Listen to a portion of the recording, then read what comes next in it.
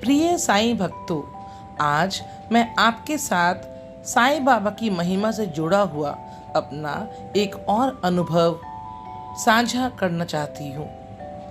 यह बात करीब 15 साल पहले की है।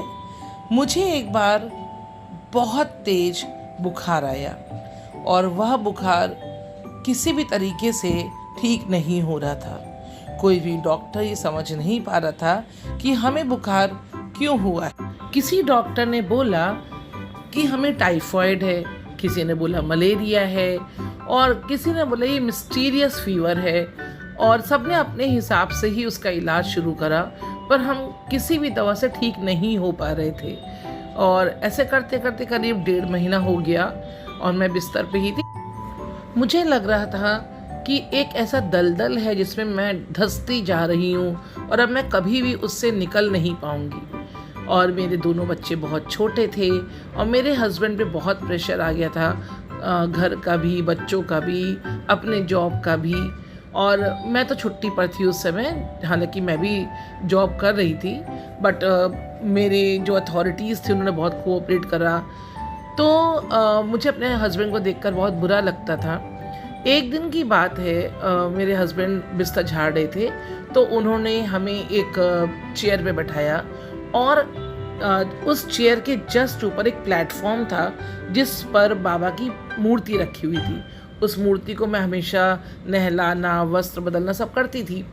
तो मैंने देखा बाबा की तरफ, मैंने बोला बाबा अब बस बहुत हो गया, अब मुझसे नहीं सहा जा रहा है, या तो मुझे ठीक कर दीजिए या तो मुझे बुला लीजिए, क्योंकि मेरी वजह से घर में सबको बहुत दिक्कत हो रही है और मैं ठीक भी नहीं हो पा रही हूँ। कब तक मैं ऐसे ही परेशान करती रहूँगी सबको और बिस्तर पे ही रहूँगी। मैं बहुत रोई, बाबा की मूर्ति के सामने हाथ जोड़कर बहुत रोई उस रात। फिर जब रात हुई और सब लोग सोए तो एक्चुअली मैं अपने हस्बैंड से जिद करती थी कि मेरा बेड दूसरे रूम में कर दें, बिकॉज़ जब मैं रात में मुझे फीवर चढ़ता है तो मैं रोती हूँ, तो बच्चे डिस्टर्ब होते हैं, उनका स्कूल अगले दिन होता है, हस्बैंड का ऑफिस होता है। बट इन लोग ने हमारी सुनी नहीं, बच्चों ने भी नहीं, हस्बैंड ने भी नहीं, और इन्होंने बोला नहीं तुम इसी रूम में सो।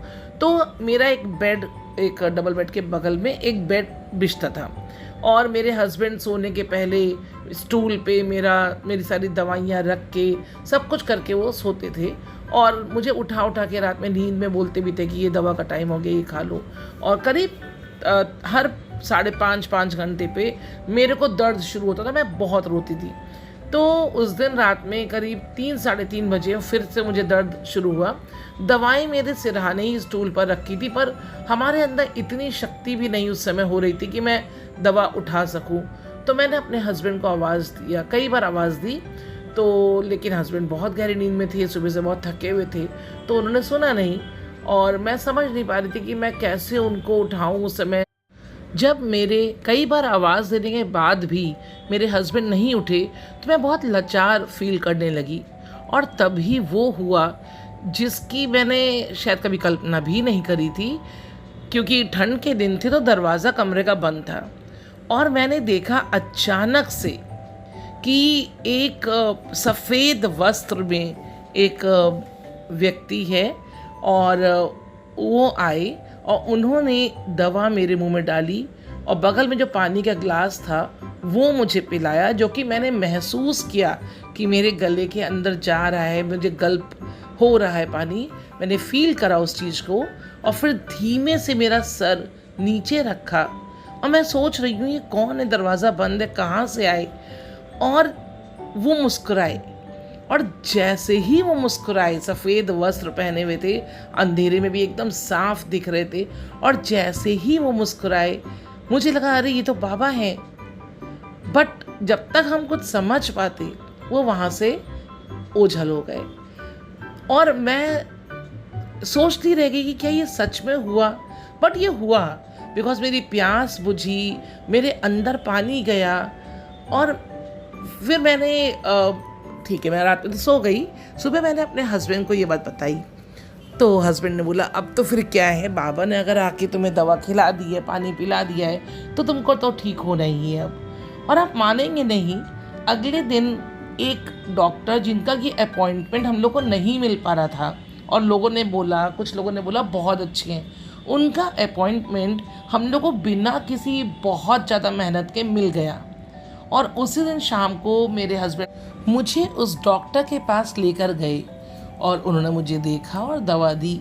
और आप विश्वास नहीं मानेंगे कि रात में हमने उनकी दवा की सिर्फ एक खुराक खाई और मैं अगले दिन से खुद अंदर से बहुत अच्छा फील करने लगी। और हफ्ते भर में तो मैं चलने लगी और अपने सारे काम नॉर्मल करने लगी और अपना वापस जॉब भी ज्वाइन कर लिया। अब ये अनुभव सुनकर कुछ लोगों को ऐसा लगेगा कि अरे ये मेरा वहम था, क्योंकि मैंने रात में बाबा से प्रार्थना करी और उनसे कहा, तो ऐसा हमने सोचा। लेकिन नहीं, मैं भी बहुत प्रैक्टिकल हूँ और बहुत साइंटिफिक मेरा भी एटीट्यूड है। हर चीज़ को क्वेश्चन करती हूँ, आसानी से नहीं मानती हूँ। और इंग्लिश की लेक्चरर मैं रही हूँ। लेकिन वो जो पूरा अनुभव था, वो दुनिया में कोई भी आके मुझसे कह दे कि हेलुसिनेशन था, मेरा वहम था, नहीं, वो हुआ था, वो मैंने महसूस किया था, वो पानी मैंने पिया था, बाबा आए थे। अब ये तो आपके अपने ऊपर है कि आप मेरे इस अनुभव के बारे में क्या सोचते हैं।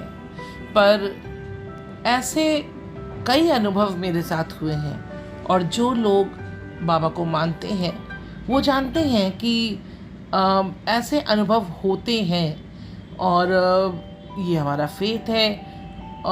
सबके अपने अपने विचार हो सकते हैं मेरे इस अनुभव को लेकर, और मैं किसी को भी क्वेश्चन नहीं करूँगी, रिजेक्ट नहीं करूँगी। बिल्कुल आपका अधिकार है अपना उसमें ओपिनियन फॉर्म करने का। बट ये हुआ मेरे साथ और मुझे आपके साथ ये बात शेयर करने का बहुत मन था, इसीलिए आज हमने इस अनुभव को आपसे शेयर करा। ओम साई राम, ओम साई राम, ओम साई राम।